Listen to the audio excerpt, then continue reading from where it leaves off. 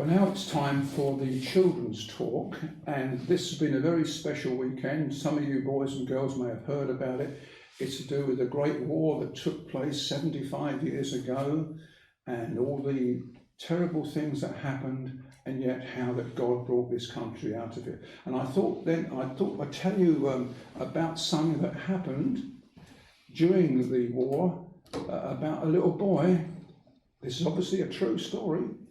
It's a little boy, and he was taken prisoner, and one day he was sitting in a hut all by himself, and he was sitting down on the floor, and he was very hungry because they never used to give boys and girls much to eat during the war. So he was in a bad way, and all of a sudden the door opened, and in came this lady soldier. She was 20 years old, but she was a soldier dressed in her uniform, and she got big boots on, and she had with her a great big dog with huge teeth, and he was a savage dog. He liked biting people and hurting people. So she came up to the boy with her dog, and the boy was on the floor, and she was standing over him, and she took an apple out of her pocket, and she started eating the apple in front of the boy.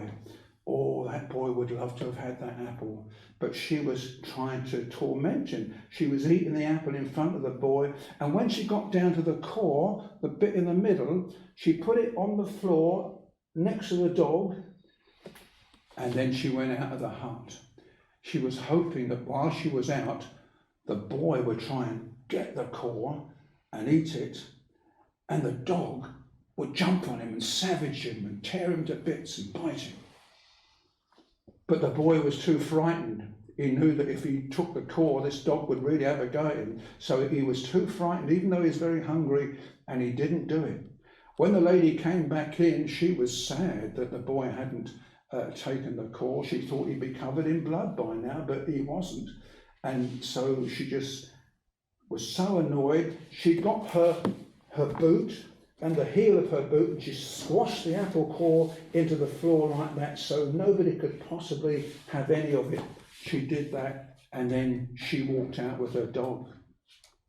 2 years after that, the war came to an end, and when people heard about what that lady had done, they killed her. She was only 22. The boy, he lived through the rest of the war, and at the end of the war, he was sent back to live with his mum and dad. And then he grew up as a boy, and he grew up as a man, and he's still alive today, so he's an old man like me. And of course he could have all the apples that he wanted, and all the fruit that he wanted, all those wonderful things that happened to him. It wasn't until I was about 7 years old that I saw my first banana. You couldn't get bananas, and you couldn't get chocolate either. So you can see all that happened because of that war. Now, why am I telling you this? I want you to do something for me. You see, there are still wars going on today.